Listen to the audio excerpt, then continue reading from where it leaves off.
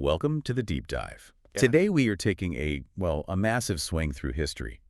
We're tracing the evolution of strategies for freedom and equality over a whole century of American struggle. Right. And we're not just, listing dates and names. We're really trying to analyze the fundamental architecture of protest and progress, looking specifically at how the goals and, crucially, the language shifted from, say, economic uplift to these immediate demands for social and political justice. Exactly. And our mission today really is to analyze this evolution using the sources you've shared.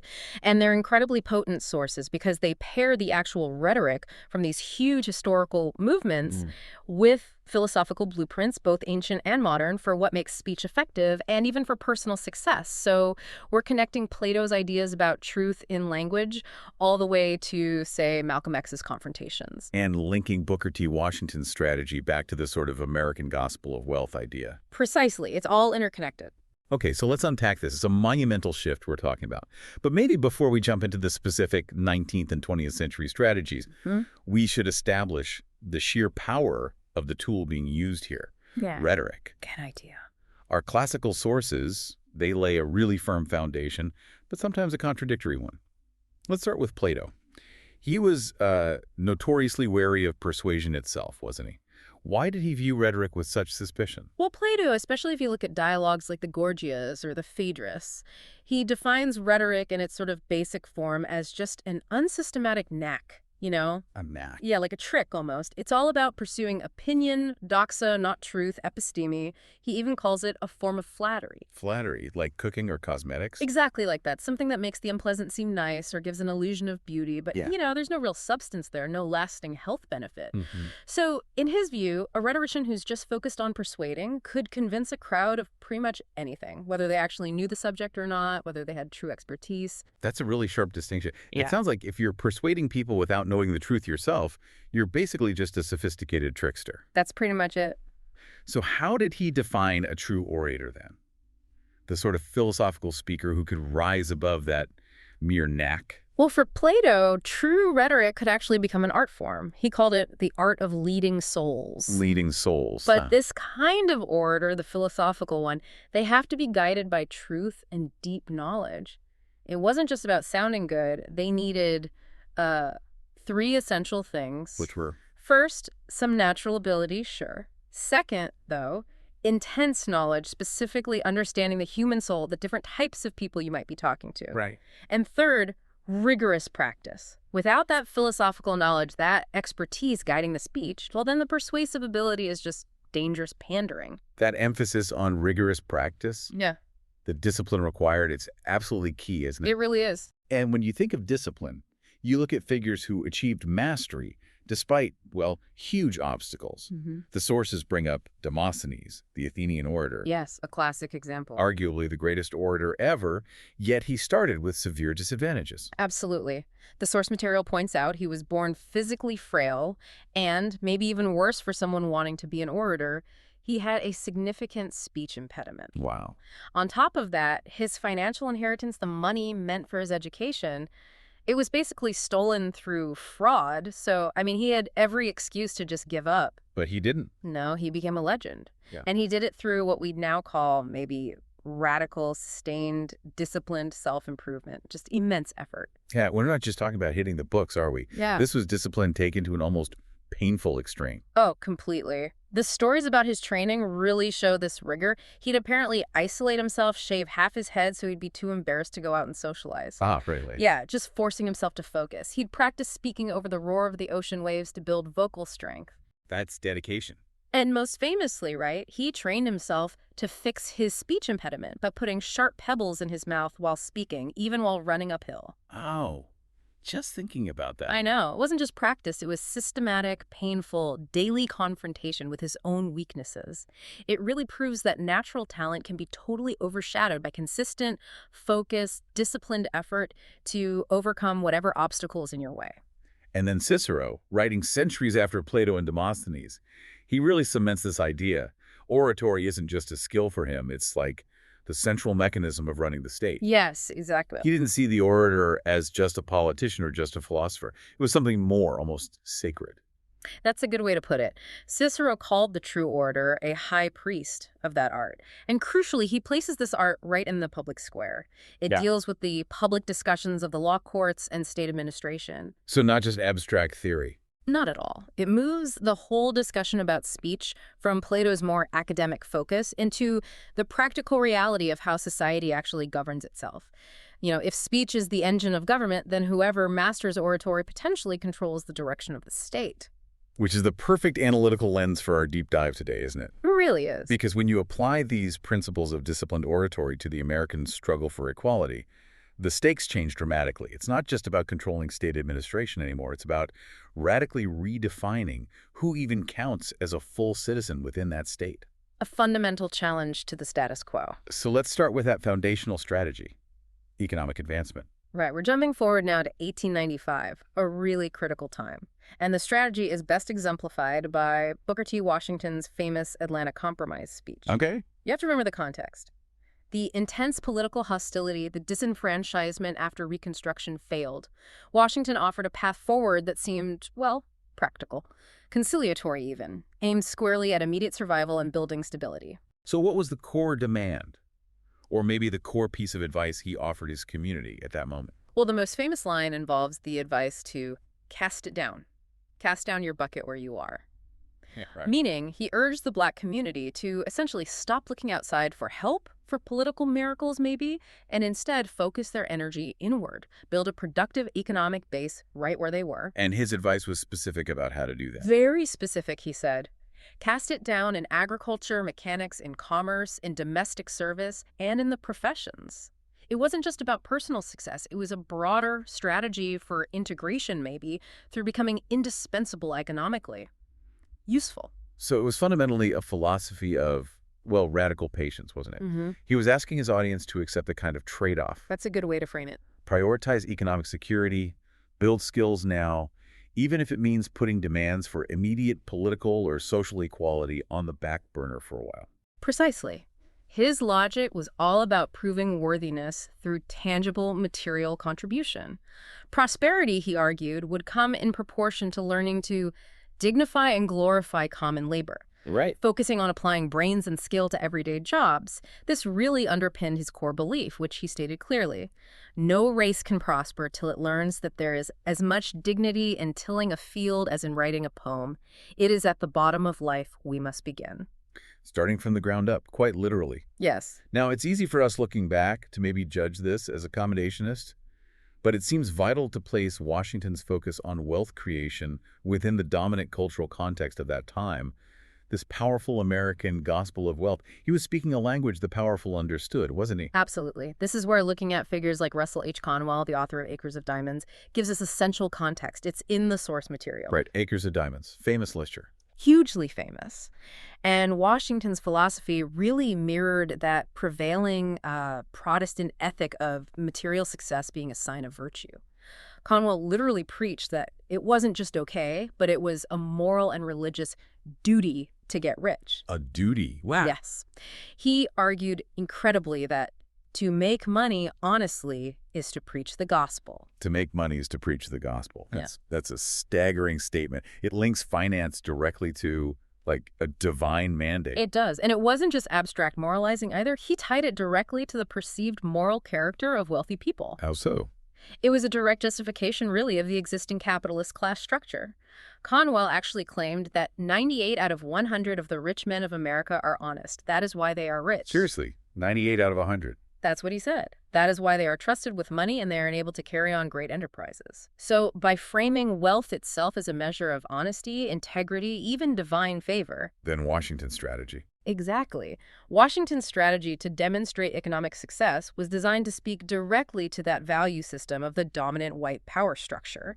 The hope, presumably, was that demonstrating utility, economic worth, would earn respect faster than making political demands. And this framework, this idea that success is tied to being useful, to providing service, it echoes later on too, doesn't it? We see it in philosophies of success like Earl Nightingale's. We do.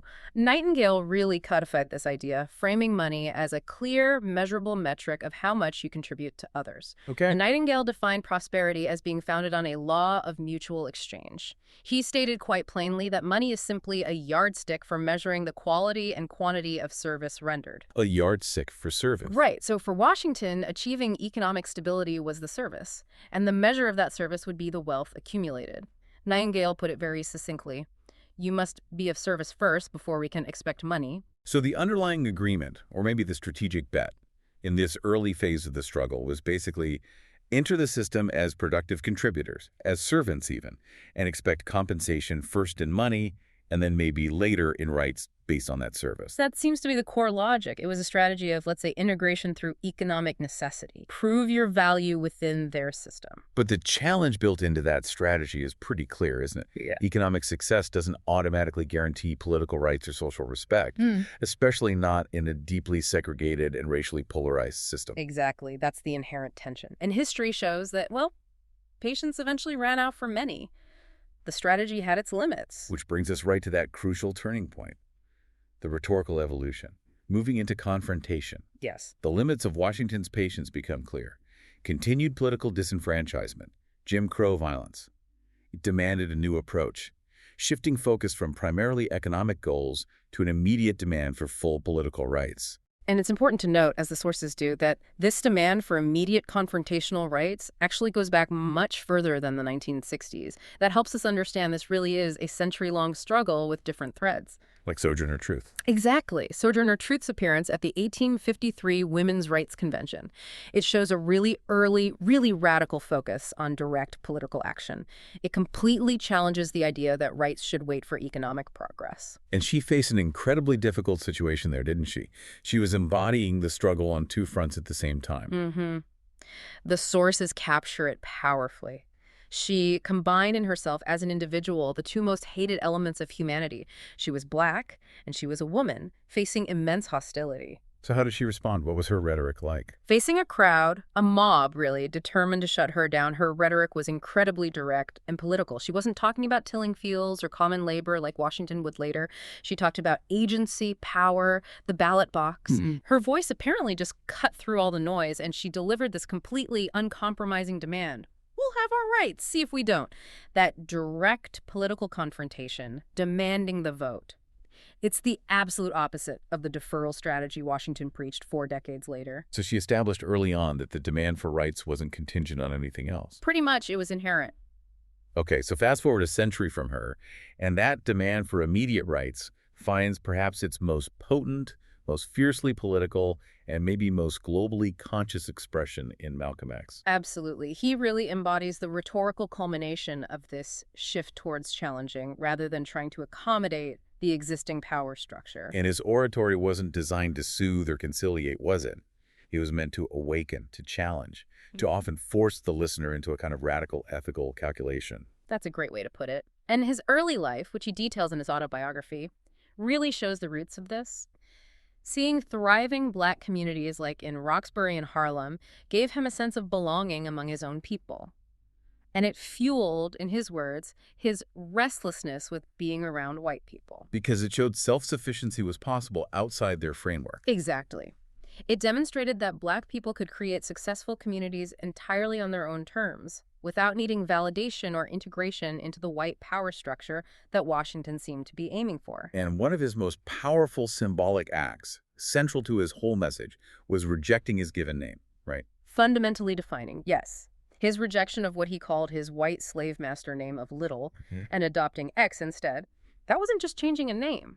It was a profound theological and political statement. How so? The X was deliberately chosen as a placeholder. It represented the lost African heritage, the true family names stolen during slavery. It was an assertion that the identity of Black Americans wasn't going to be defined by a history written by oppressors, but by a future claimed through self-determination, reclaiming identity. And his rhetorical style itself was the purest form of confrontation. a complete departure from that lane or gentle style Washington used. There's that anecdote about the white man wanting to shake his hand. Oh, yeah. That interaction is just a masterclass in flipping Hmm. the script, in challenging the very premise of a simple social exchange. What happened again? Well, this white man apparently approached him and asked to shake his hand. Malcolm X didn't just politely refuse or ignore him, he challenged the man's basic status. I don't mind shaking hands with human beings. Are you one? Wow. Talk about putting someone on the spot. Exactly. He completely reversed the dynamic. He forced the white man to justify his own moral standing before any act of civility, like a handshake, could even happen. That shift from seeking goodwill to forcing self-reflection, that really marks the complete rhetorical transformation over the century. And he didn't just keep the focus domestic, did he? He dramatically expanded the scope, framing the American struggle as part of a global movement. Yes, very much so. He linked the fight in America directly to anti-colonial movements happening across Africa and Asia. He was keenly focused on global geopolitics. How did he frame that connection?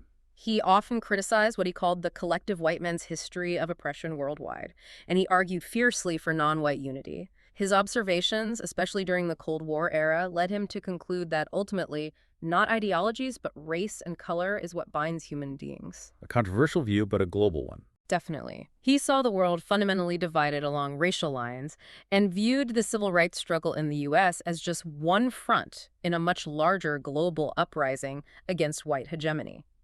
He also explicitly stated that the white man, collectively, does not possess the humility to admit his guilt to try and atone for his crimes, which, in his view, necessitated that aggressive political confrontation.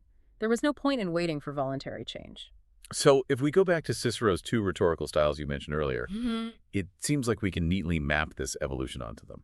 I think we can. Cicero talked about the singling style, gentle, mild, which is used for winning goodwill, building trust. That's Washington. That's clearly where Booker T. Washington was operating, aiming for partnership, albeit an unequal one initially, through economic demonstration. Okay. Then there's the vehemence style, intense, vehemence. Cicero said this style was used ad commutandos animos atque omni ratione frectendos, Which means to change minds and bend them by every means.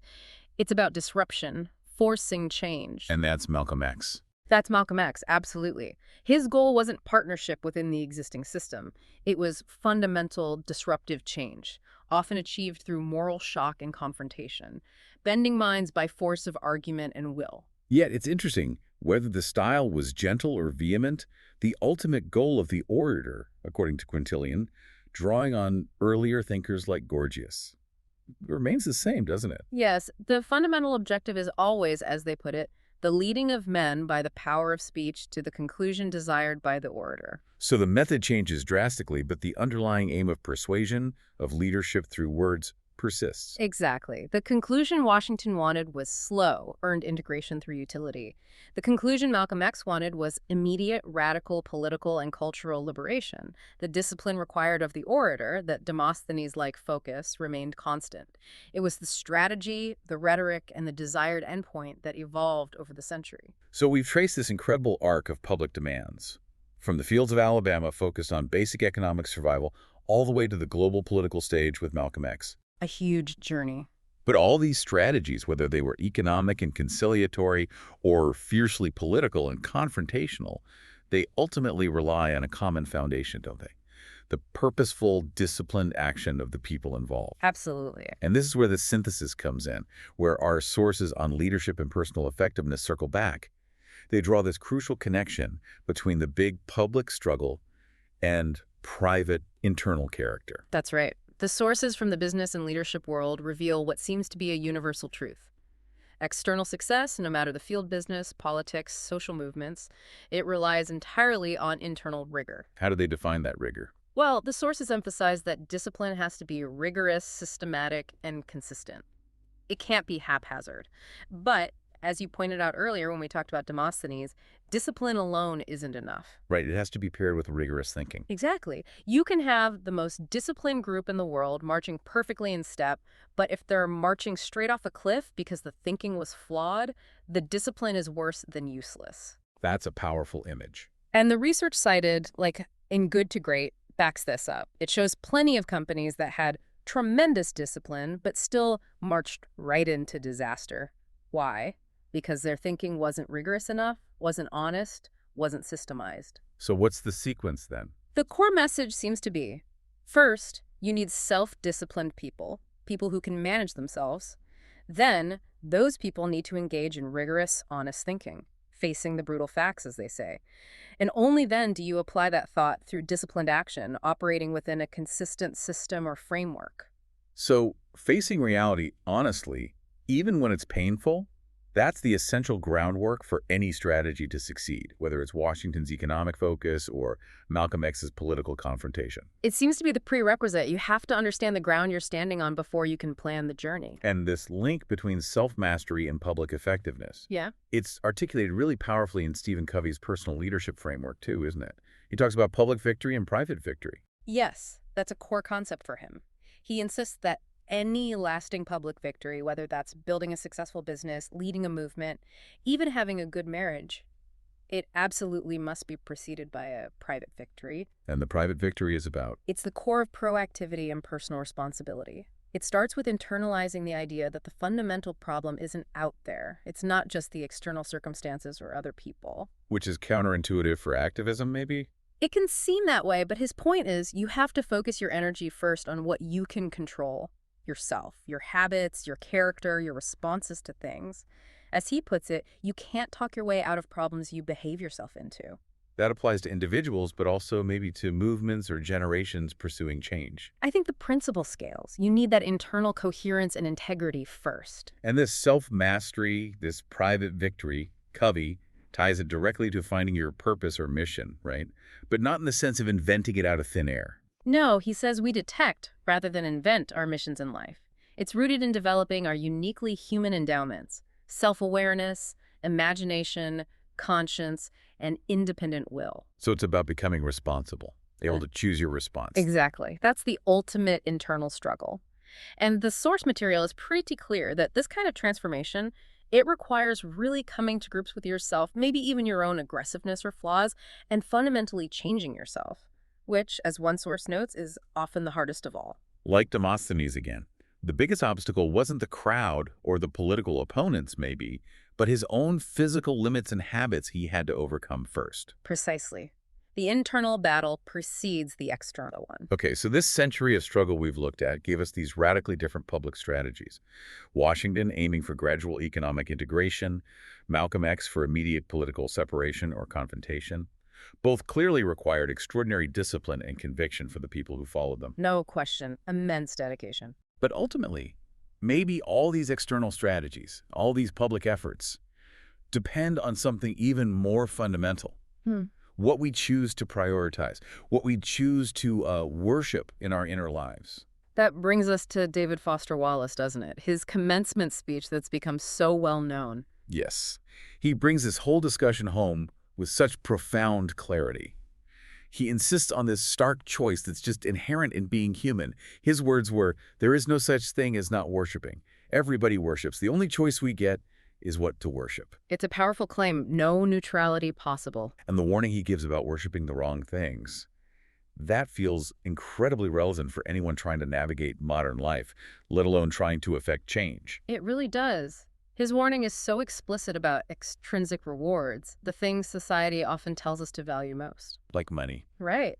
If you choose to worship money and things, he says, you Ah. will never feel like you have enough. It's a perpetual hunger. And power. Worship power, you'll end up feeling weak and afraid, constantly needing more control over others to feel secure. Worship your own body and beauty, you'll always feel ugly as you age. And intellect. That seems like a noble thing to worship. You'd think so, but he warns against that too.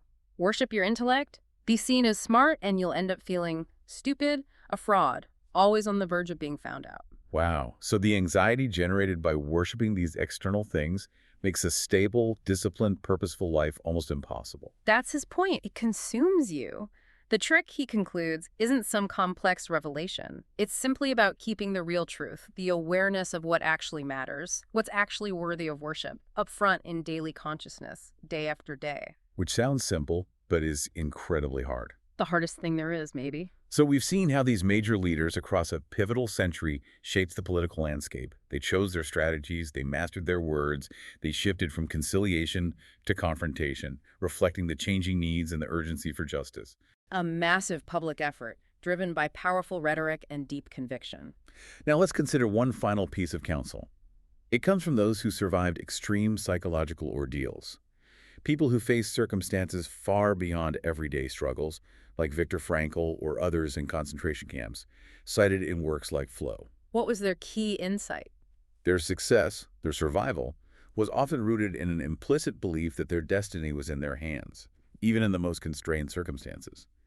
Critically, they focused their limited energy not purely on dominating or escaping their environment, which was often impossible, but on finding a way to function harmoniously within it, Oh. by maintaining internal order, by finding purpose, meaning, and control within themselves, even when everything external was chaotic and oppressive. Focusing inward to survive the external. Exactly.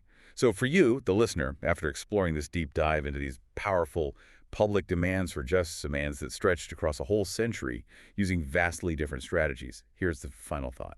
What part of the ongoing fight for a more just society today relies maybe less on demanding change from others or confronting external obstacles head-on?